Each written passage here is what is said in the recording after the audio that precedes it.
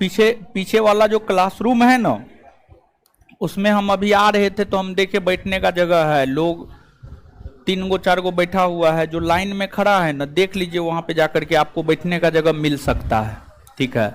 और आपस में झगड़ा नहीं करना है। काहे आप लोग आपस में झगड़ा कर रहे हैं? आराम से बैठिए ना, पढ़ने आए हैं ना, समझ गए। तो पीछे में जगह है। आप लोग सहयोग नहीं करते हैं, बिना आपके सहयोग के कुछ नहीं हो सकता है। आईडी कार्ड चेक हो रहा था, सब लोग धकेलते हैं, ठीक है, सब धकेल देते हैं। और स्पेशली जो एडमिशन नहीं लिया हुआ रहता है वही धकेलता है, समझे। अब क्लासरूम में पढ़ाएंगे कि आईडी कार्ड चेक करवाएंगे? तो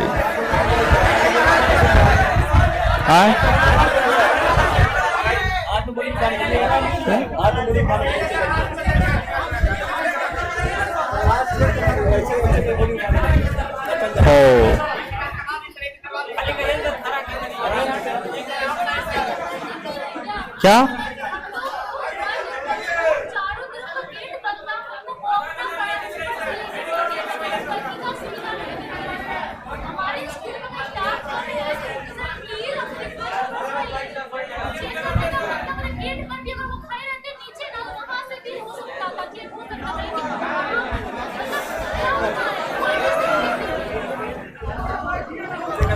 बैठिए बैठिए बैठिए बैठिए। अरे आप लोग बैठिए ना हो।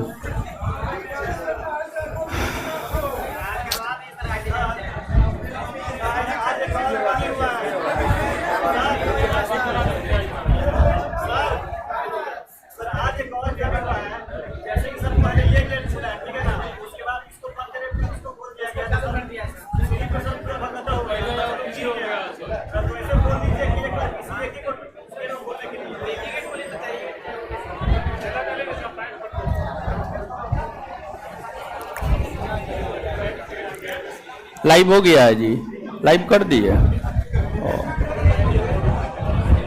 चलिए ठीक है, हल्ला मत कीजिए।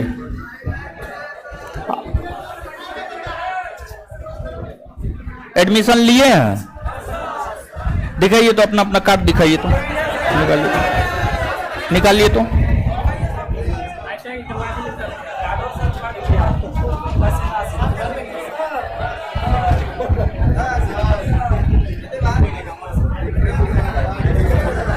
निकालिए तो अपना अपना।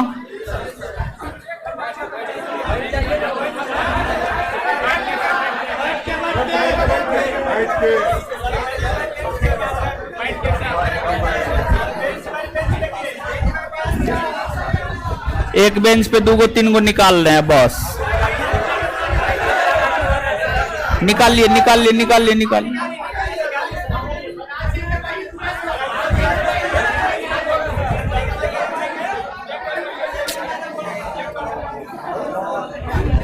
अरे आईडी कार्ड चेक काहे न करते हैं? ओ भाई क्या करते हैं आप लोग? एगो गेट न कोई खोलिएगा भाई।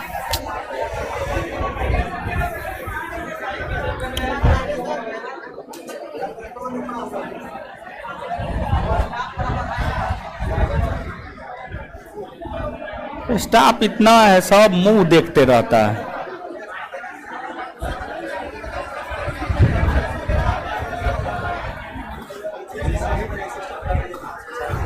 हाँ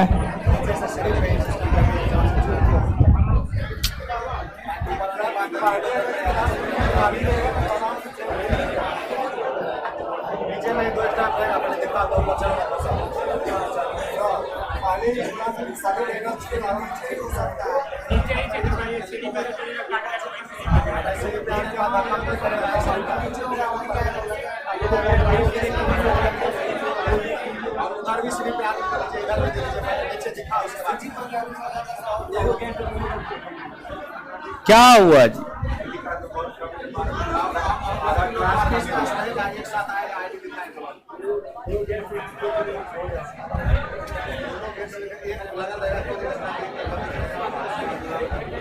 शांत हो जाइए, अब आइए देखते हैं, पढ़ते हैं। क्या हुआ?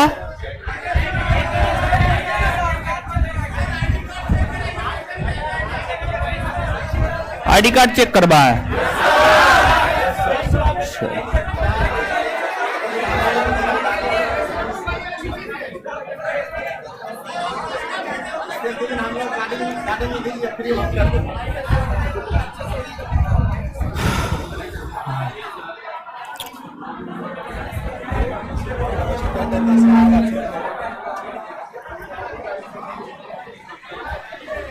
अरे आप लोग क्या करते हैं? वो आईडी कार्ड काहे नहीं चेक करते हैं? क्लासरूम में आके नोटंकी करवाते हैं।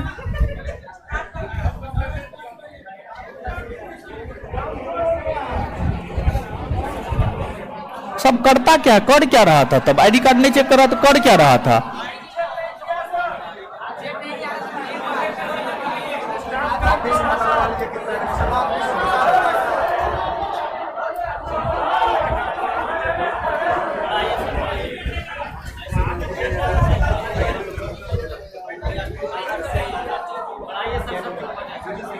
चलिए शांत हो जाइए अब।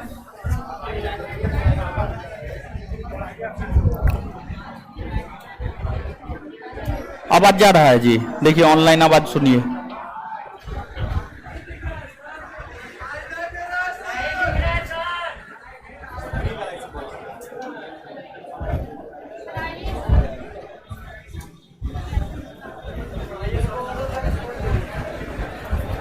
एक और बैच आ रहा है लगभग 15 जुलाई के आसपास, ठीक है।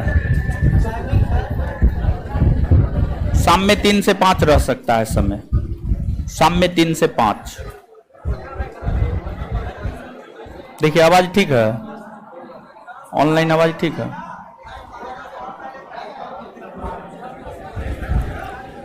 चलिए आइए, दीजिए कॉपी, दीजिए तो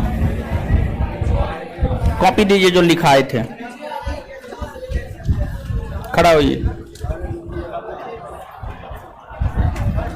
बोलिए कहाँ ससुराल गए थे?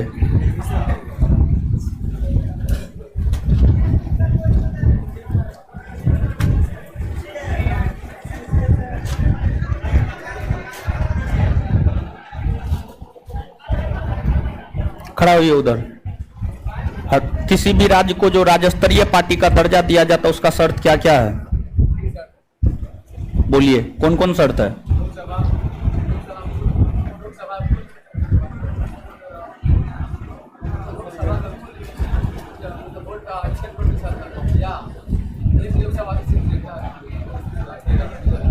या नहीं होगा है? हाँ, दूसरा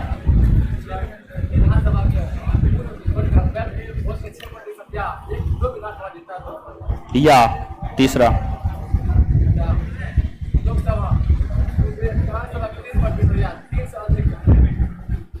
है?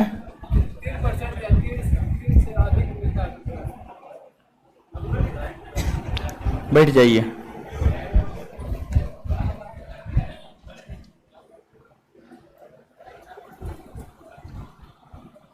चलिए खड़ा होइए उधर, आई खड़ा होइए, खड़ा होइए। हाँ आप ही को बोल रहे हैं। विश्व की सबसे बड़ी डेल्टा, बैठ जाइए। टोपी, खड़ा होइए तो।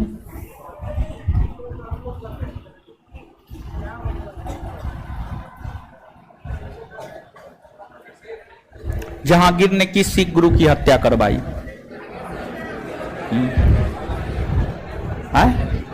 अर्जुन देव, बैठ जाइए।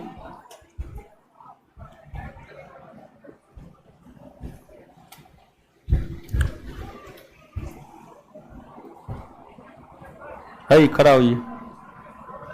इधर इधर आपको बोल रहे हैं। आपको कल आए थे ना क्लास? नहीं आए थे, बैठिए। कल नहीं आए थे?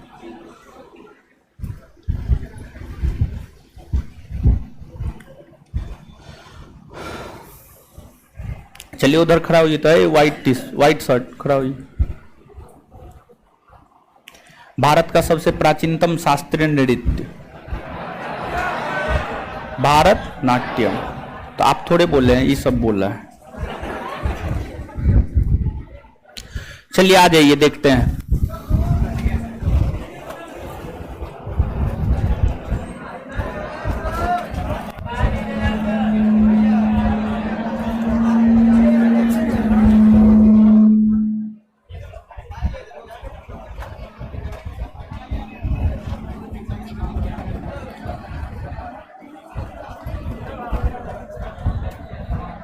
चलिए,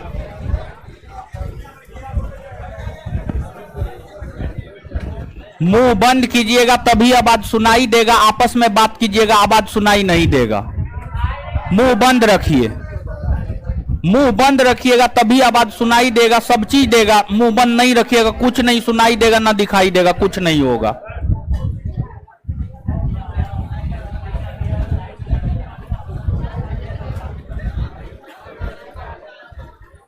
आइएगा, बोर्ड पे आइए। अब भारत में किस क्षेत्र में निम्नलिखित में से किस क्षेत्र में,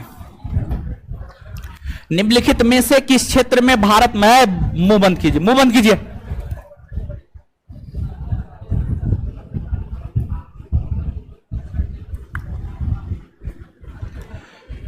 मुंह बंद कीजिए न हो, काहे अक बका रहे हैं आप? बतियाइएगा, हम नहीं पढ़ाएंगे, ठीक है? नहीं तो बतियाना बंद कीजिए, पूरा शांत हो जाइए। तब कोई कहिएगा सुनाई नहीं देता, कोई कहिएगा सुनाई देता है। शांत रहिएगा तब न सुनाई देगा। निम्नलिखित में से किस क्षेत्र में भारत में प्रथम सहकारी आंदोलन आरंभ हुआ था? यानी भारत में किस क्षेत्र में सहकारी आंदोलन की शुरुआत हुई है?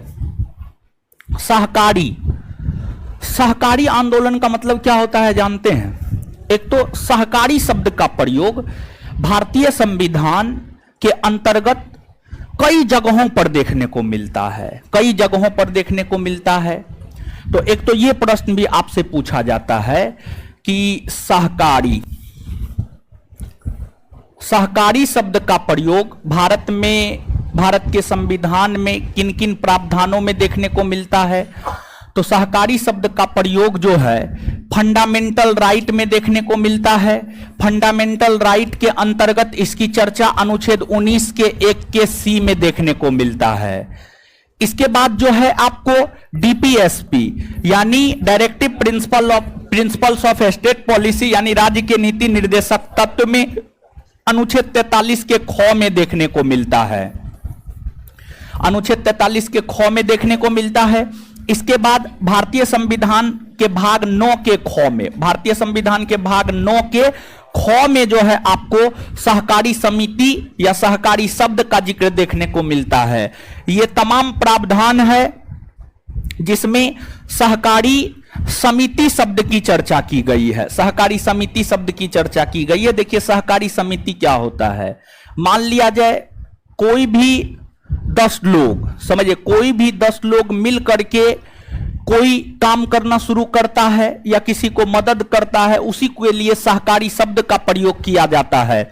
और भारत में प्रथम सहकारी आंदोलन प्रारंभ 20वीं सदी के प्रारंभ में हुआ है। 20वीं सदी के प्रारंभ कहने का मतलब हुआ 1900 से लेकर 1950 ईस्वी। तो 1900 से लेकर 1950 ईस्वी के बीच 1904 आता है और 1904 ईस्वी में ही सहकारी आंदोलन की शुरुआत हुई है। और प्रथम सहकारी आंदोलन कृषि के क्षेत्र में किसानों को मदद देने के लिए शुरू किया गया था। कृषि के क्षेत्र में किसानों को मदद देने के लिए जो है आपको शुरू किया गया था।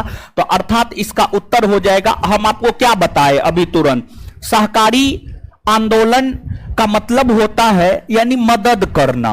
तो कृषि के क्षेत्र में किसानों को ऋण दे करके मदद किया गया सर्वप्रथम 1904 ईस्वी में। तो आंसर हो जाएगा आपको कृषि ऋण। क्या हो जाएगा आपको? कृषि ऋण हो जाएगा। क्लियर है? तो आप इस चीज को याद रखिएगा, नीचे से नोट डाउन कीजिएगा कॉपी में। भारतीय संविधान के अंतर्गत, भारतीय संविधान के अंतर्गत, भारतीय संविधान के अंतर्गत निम्न प्रावधानों में, भारतीय संविधान के अंतर्गत निम्न प्रावधानों में सहकारी समिति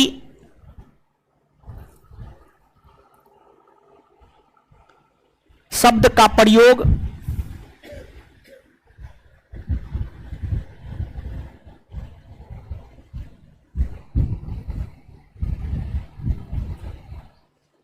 किया गया है।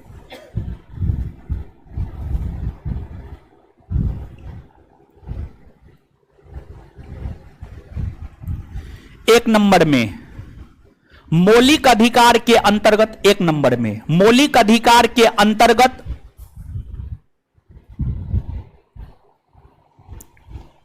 अनुच्छेद 19 के 1 के सी में, मौलिक अधिकार के अंतर्गत अनुच्छेद 19 के 1 के सी में, अनुच्छेद 1 के सी, 1 का सी, 19 1 सी, अनुच्छेद 19 1 सी में 2 नंबर में राज्य के नीति निर्देशक तत्व के अंतर्गत,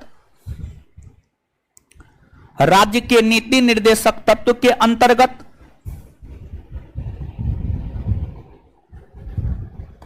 अनुच्छेद 43 ख में, अनुच्छेद 43 ख में, 43 ख में, अनुच्छेद 43 ख में 3 नंबर में 43 ख 43 4 पर 3 43 43 4 पर 3 43 ख में 3 नंबर में भारतीय संविधान के भाग 9 के ख में, भारतीय संविधान के भाग 9 के ख में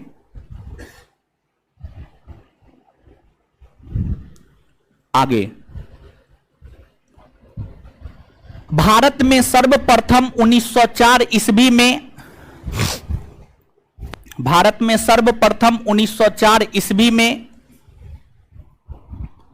देखते रहिएगा, भारत में सर्वप्रथम 1904 ईस्वी में कृषि क्षेत्र में, कृषि क्षेत्र में ऋण उपलब्ध, कृषि क्षेत्र में ऋण उपलब्ध करवाकर, कृषि क्षेत्र में ऋण उपलब्ध करवाकर, ऋण उपलब्ध करवाकर, ऋण उपलब्ध करवाकर सहकारी आंदोलन की शुरुआत हुई, ऋण उपलब्ध करवाकर सहकारी आंदोलन की शुरुआत हुई, सहकारी आंदोलन की शुरुआत हुई।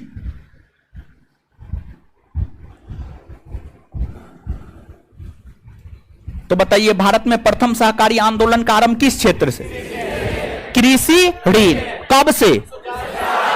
कब से? कब से? मौलिक अधिकार के संदर्भ में सहकारी समिति शब्द का प्रयोग कौन अनुच्छेद 19 के 1 के सी में, डीपीएसपी के संदर्भ में, डीपीएसपी के संदर्भ में, और भारतीय संविधान के किस भाग में?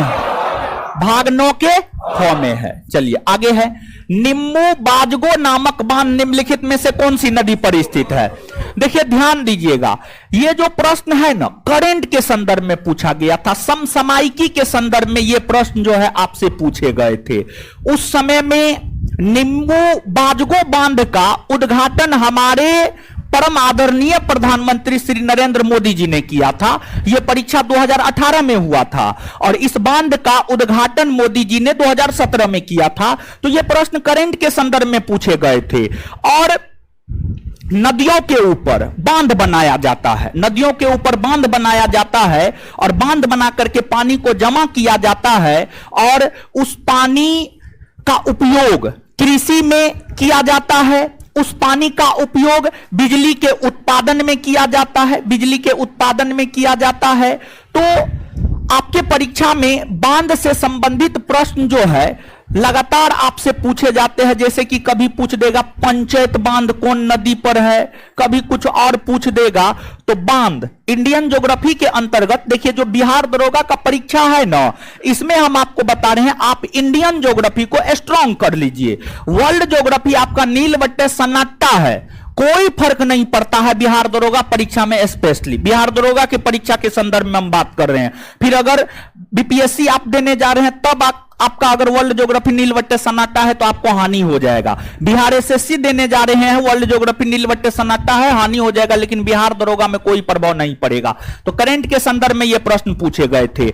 लेकिन आज के डेट में ये जो बांध है निम्बू बाजगो बांध, ये लद्दाख के लेह में है। लद्दाख केंद्र शासित प्रदेश है, लद्दाख के लेह में स्थित है और सिंधु नदी के तट पर स्थित है। लद्दाख के लेह में स्थित है और सिंधु नदी के तट पर स्थित है। और जो सिंधु नदी है, हमने आपको पिछले सेशन में यह बता रखा है कि जो भारत की नदियां हैं, भारत की नदियों को हम लोग दो भाग में बांटकर पढ़ते हैं, हिमालय की नदियां और प्रायद्वीपीय भारत की नदियां। हिमालय की नदियों के अंतर्गत ही हम लोग सिंधु नदी के विषय में पढ़ते हैं, सिंधु सतलज ब्रह्मपुत्र के विषय में पढ़ते हैं।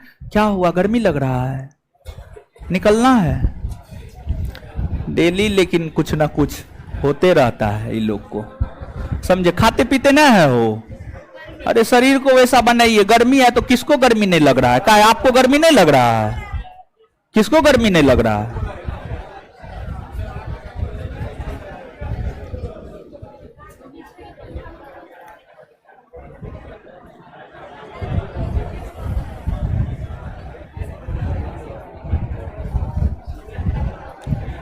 दम इतना कमजोर लड़की सब है ना, सब खाएगी क्या जानते हैं?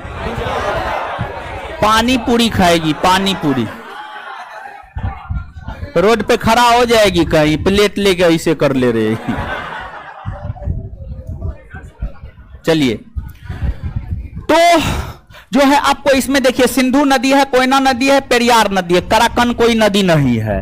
तो सिंधु है, कोयना है, पेरियार है।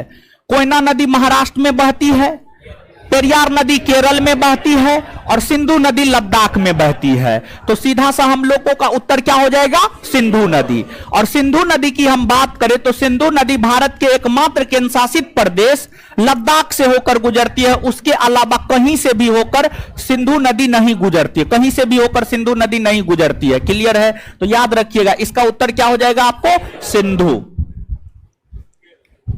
आगे, किसी वस्तु के कीमत में वृद्धि से क्या अभिप्रेरित है? यानी कोई वस्तु का दाम बढ़ गया है, इसका क्या मतलब होता है? जैसे कि मान लीजिए ये मार्कर है और इस मार्कर का दाम 50 रुपया था और बढ़ करके जो है इस मार्कर का दाम हो गया है 200 रुपया। तो इसका क्या मतलब हुआ?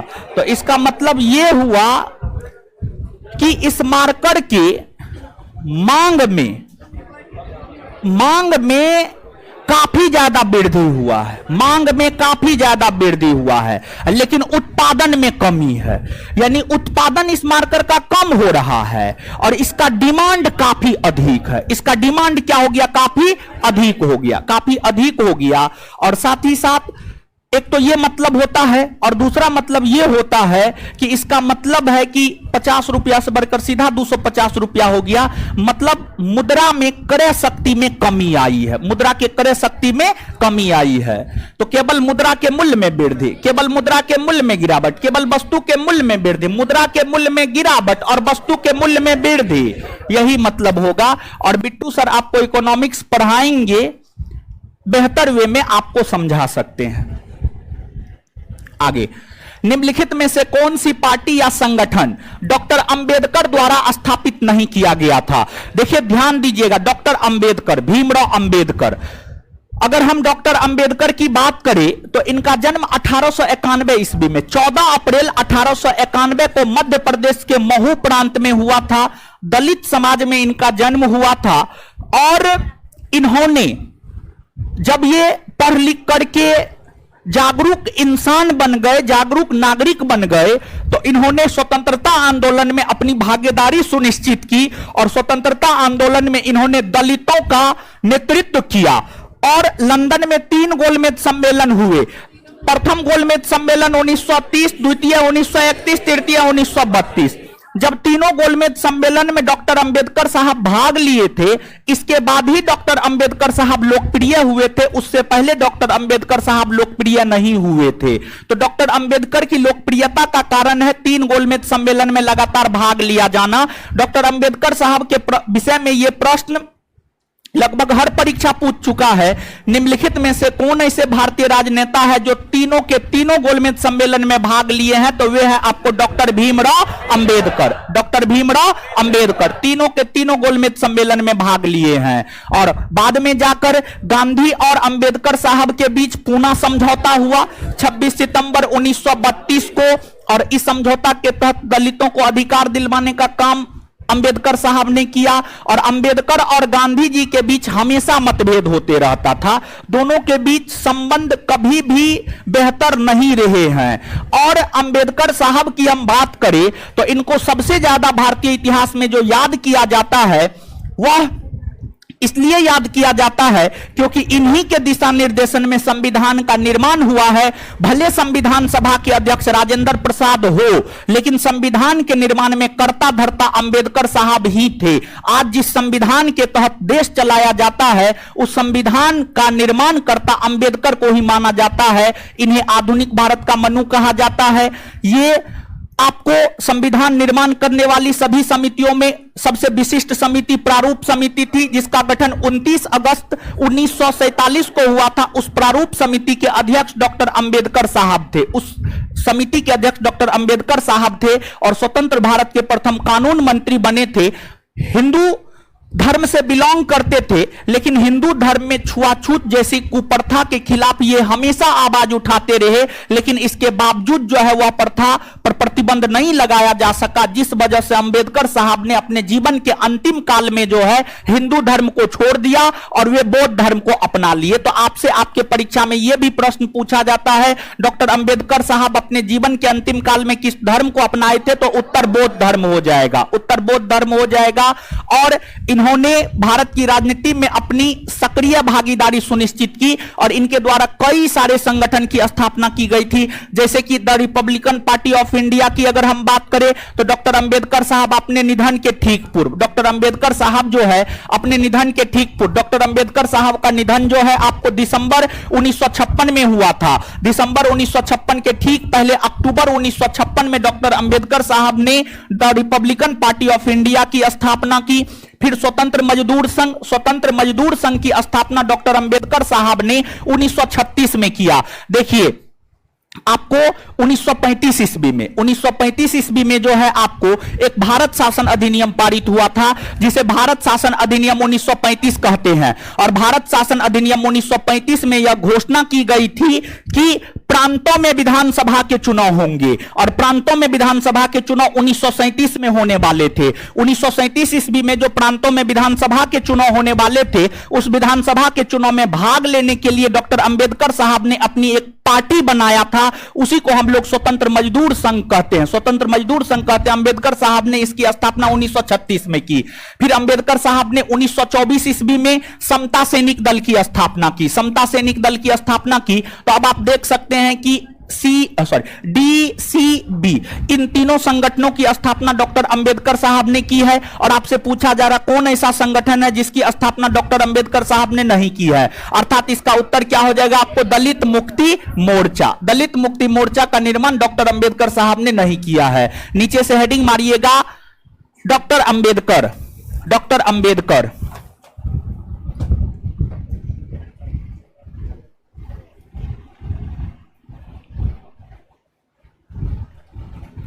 डैश देकर। इनका जन्म 14 अप्रैल 1891 को, इनका जन्म 14 अप्रैल 1891 को, इनका जन्म 14 अप्रैल 1891 1891 हे भगवान, नहीं समझते हैं हो है 91 समझते हैं, 91 वाला, हाँ ई नहीं समझे, ठीक है। 1891 लगता है अंग्रेजी शब्द का भी प्रयोग कर रहे हैं। अंग्रेजी हम खुद दे नहीं जानते, हम खुद एकदम शुद्ध देहाती क्षेत्र से बिलोंग करते हैं, समझे। सब वही है ना, शुद्ध देहाती बनिएगा तभी रिजल्ट होगा। और एसी में रहने वाला बनिएगा तो सीधा डीसी में परिवर्तित हो जाइए, समझे। एकदम शुद्ध देहाती बनिए, शुद्ध, समझे, हाँ खाटी देहाती। इनका जन्म, अच्छा 1-2 दिन में पता चल जाएगा, अभी नया नया न है, 2-4 दिन में भाषा पता चल जाएगा। कहाँ घर है आपका, कहाँ, पश्चिमी दरवाजा, और न पटने की है पटना की है पश्चिमी दरवाजा। इनका जन्म 14 अप्रैल 1891 1891 को मध्य प्रदेश के महू में हुआ था, को मध्य प्रदेश के महू में हुआ था।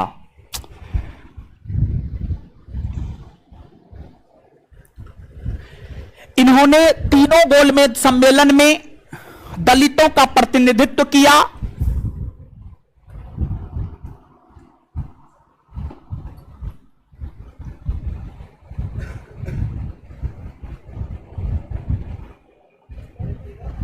इन्होंने तीनों गोलमेज सम्मेलन में दलितों का प्रतिनिधित्व किया।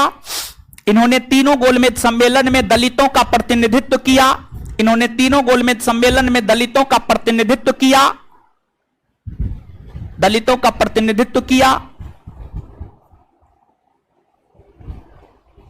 Full stop.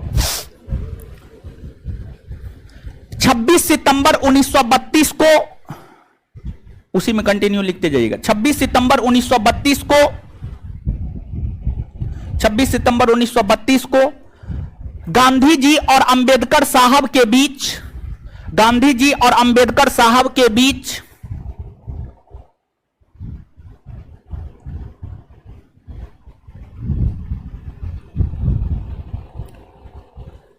पूना के यरबदा जेल में एक समझौता हुआ। पूना के यरबदा जेल में, पूना महाराष्ट्र में है, पूना के यरबदा जेल में, महाराष्ट्र का पूना, पूना के यरबदा जेल में, पूना के यरवदा, पूना के यरवदा जेल में, आप लोग तो ऐसे करने लगता है पहली बार सुन रहे हैं ये सब चीज। पूना के यरबदा जेल में समझौता हुआ जिसे गांधी इरविन समझौता, जिसे जिसे पूना समझौता, जिसे पूना समझौता, जिसे पूना समझौता कहा जाता है।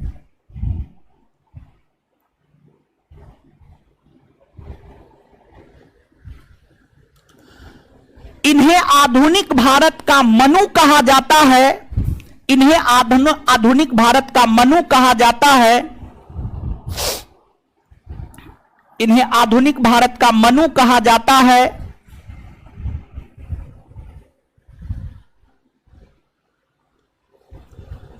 इन्होंने प्रारूप समिति की अध्यक्षता की। इन्होंने प्रारूप समिति की अध्यक्षता की। इन्होंने प्रारूप समिति की अध्यक्षता की।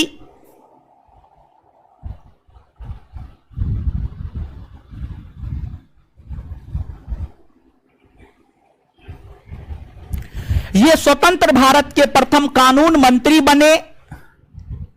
ये स्वतंत्र भारत के प्रथम कानून मंत्री बने।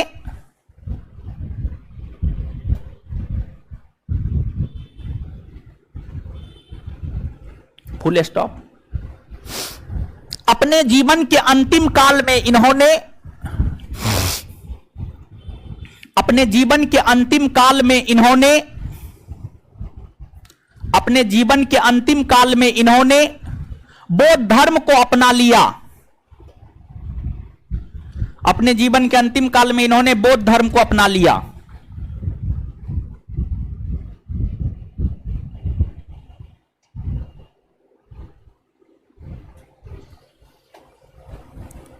अपना लिया।